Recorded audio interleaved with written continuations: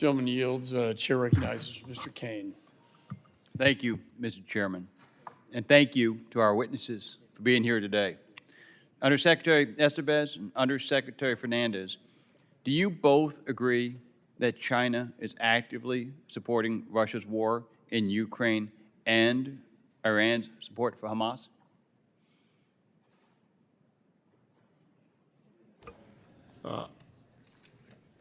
That's actually a more nuanced question than it would seem, but there's certainly, Chinese companies are certainly providing capability to Russia, and we are putting Chinese companies that we see doing that, where there's American technology involved, on the entity list.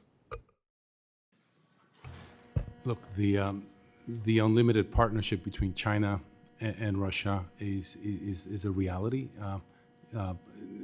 Russian oil exports to China have increased dramatically, as well as PRC exports back to Russia.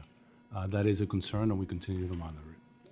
So at what point would you impose countrywide restrictions on China, not just entity listings, either to impair China's ability to support these countries or to impose consequences?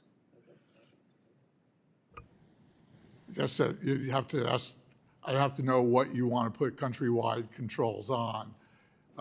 Semiconductors, for example, much of the semiconductor production is not flow from the United States. So our ability to control is somewhat limited.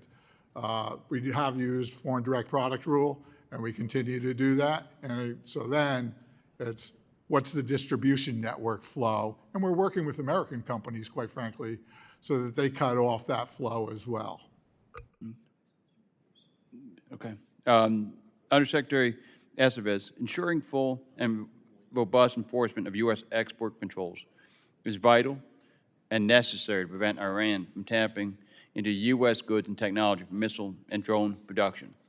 Given the ongoing proliferation of Iranian missiles and drones, often made with U.S. origin components, can you please, and in China, in China, can you please explain how this administration is working to restrict Iran's access to U.S. origin technology?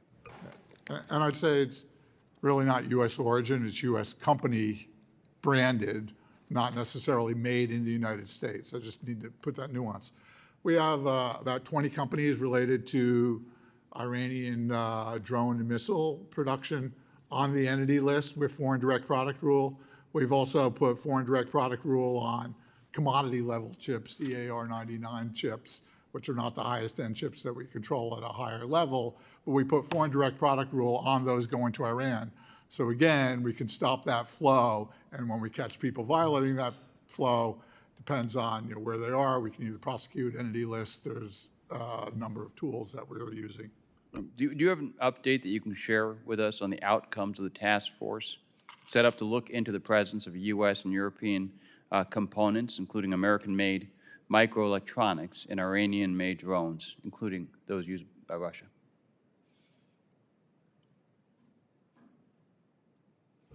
I mean, we are always taking apart stuff in Ukraine and then assessing where it came from. There's also counterfeits and other flow that goes into that, even though it might look like a U.S. part.